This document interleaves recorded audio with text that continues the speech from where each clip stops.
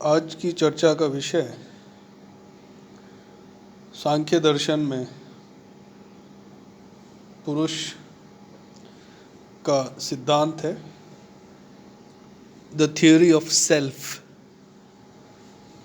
सांख्य दर्शन दो परम तत्वों को स्वीकार करता है। सांख्य का पहला जो तत्व है वह प्रकृति है और इसकी चर्चा पहले कर चुके हैं। दूसरा जो तत्व है वह पुरुष है। सांख्य ने पुरुष को चेतन माना है, लेकिन प्रकृति को सांख्य अचेतन मानता है। ये जो तत्व है ये सत्व, रजस और तमस से शून्य है, अर्थात सत्व, रजस और तमस का अभाव है पुरुष में, लेकिन प्रकृति सत्व, रजस और तमस से अलंकृत है। तो सांख्य का पुरुष जो तत्व है ये आत्मा ही है। पुरुष को त्रिगुणातीत माना गया है और प्रकृति को त्रिगुणमयी कहा गया है। पुरुष को सांख्य ज्ञाता मानता है, लेकिन प्रकृति ज्ञान का विषय है। पुरुष निष्क्रिय माना गया है और प्रकृति को सांख्य ने सक्रिय माना है।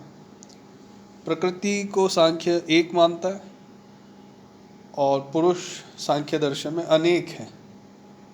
प्रकृति को कारण माना गया है, लेकिन पुरुष को कार्य कारण की जो श्रृंखला है उससे परे माना गया है। प्रकृति को परिवर्तनशील मानते हैं सांख्य दर्शन, लेकिन पुरुष को अब अपरिवर्तनशील माना गया है।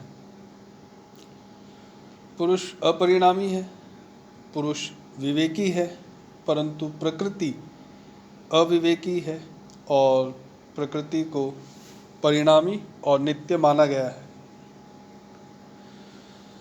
पुरुष की सत्ता, पुरुष की जो सत्ता है,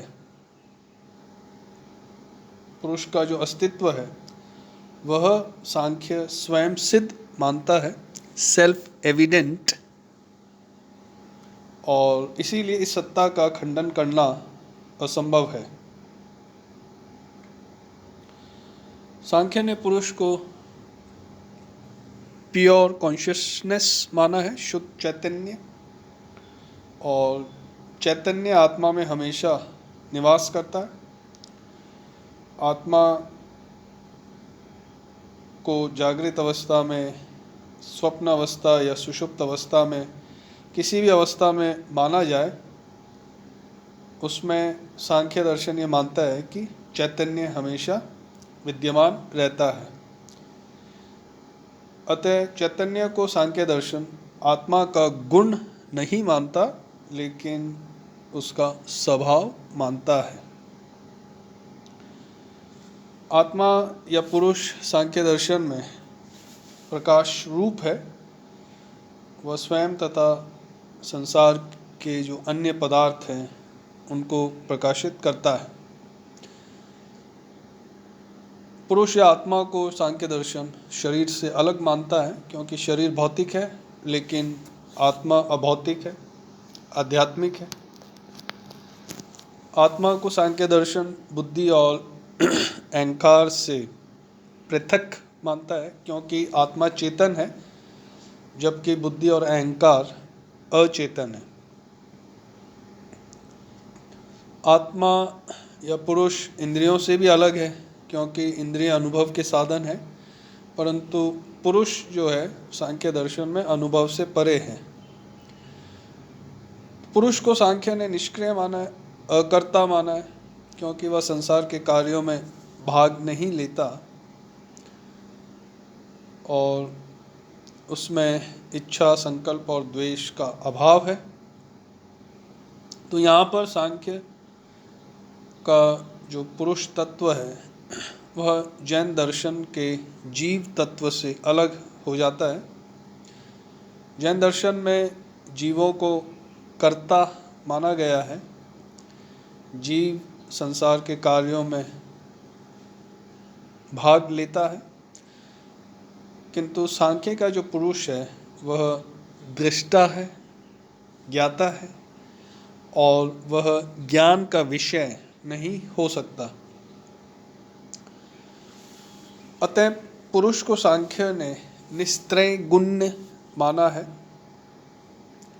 क्योंकि निस्त्रय गुण्य से अर्थ है कि उसमें सत्व, रजस और तमस इन तीनों गुणों का अभाव है। और ये जो तीन गुण हैं ये तो प्रकृति के गुण हैं, इसीलिए प्रकृति को त्रिगुणमयी माना गया है। पुरुष या आत्मा को सांख्य दर्शन ने शाश्वत माना है या अनादि और अनंत है, क्योंकि शरीर का जन्म होता है और मृत्यु भी होती है, परंतु आत्मा या पुरुष अविनाशी है और कार्य कारण के श्रृंखला से परे है। पुरुष को न किसी वस्तु का कारण कहा जा सकता है और न कार्य।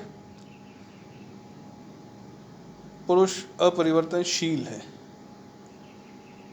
दिक् और काल की सीमा से परे है और वह इसीलिए नित्य भी है। पुरुष सुख दुख से परे है, वह राग और द्वेष से मुक्त है, क्योंकि राग से सुख उत्पन्न होता है और द्वेष से दुख उत्पन्न होता है। पुरुष पाप पुण्य से रहित है। पाप और पुण्य पुरुष के गुण नहीं है सांख्य दर्शन में, क्योंकि पुरुष निर्गुण है।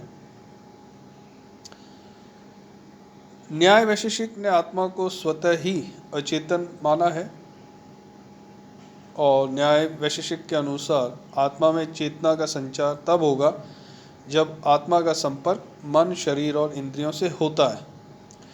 इसीलिए न्याय दर्शन चैतन्य या चेतना को आत्मा का आगंतुक लक्षण या गुण मानते हैं। तो न्याय दर्शन में कॉन्शियसनेस एक्सीडेंटल प्रॉपर्टी है सेल्फ की, परंतु सांख्य में चैतन्य को आत्मा का स्वरूप माना गया है। तो चैतन्य आत्मा का स्वभाव है और सांख्य का जो मत है वह शंकर के आत्मा संबंधी विचार से अलग है। शंकराचार्य जो थे उन्होंने आत्मा को चैतन्य के साथ साथ आनंदमय माना है।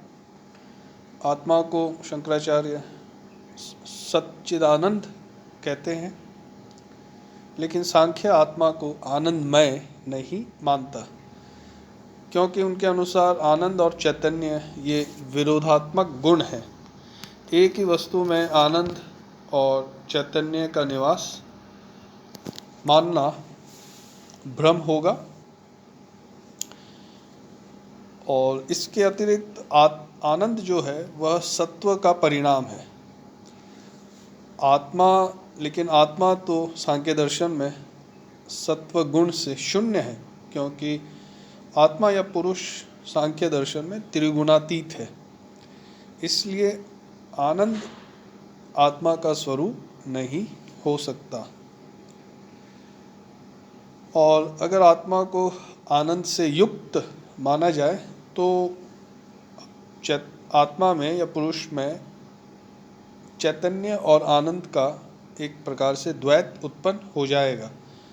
तो इस द्वैत से मुक्त रहने के लिए सांख्य ने आत्मा को आनंदमय नहीं माना है, क्योंकि अगर सांख्य आत्मा को आनंदमय मानते हैं तो फिर आत्मा में एक प्रकार का चैतन्य और आनंद का द्वैत उत्पन्न हो जाएगा। शंकराचार्य ने तो आत्मा को एक माना है, लेकिन सांख्य आत्मा को अनेक मानते हैं। अब यहाँ पर ध्यान देने योग्य बात यह भी है कि सांख्य का जो पुरुष का विचार है वह महात्मा बुद्ध के जो आत्मा के विचार है उससे अलग है। बुद्ध ने तो आत्मा को विज्ञान या चेतना का प्रवाह माना है, स्ट्रीम ऑफ कॉन्शियसनेस, लेकिन सांख्य ने इसके विपरीत परिवर्तनशील आत्मा को नहीं माना है और सांख्य आत्मा की नित्यता पर बल देता है। और चार्वाक दर्शन को देखें तो चार्वाक दर्शन ने आत्मा को भौतिक माना है, क्योंकि चार्वाक दर्शन शरीर और आत्मा को अभिन्न मानता है, लेकिन ऐसा सांख्य दर्शन में नहीं है। सांख्य दर्शन आत्मा को अभौतिक मानता है, नित्य मानता है और शुद्ध चैतन्य, प्योर कॉन्शियसनेस मानता है।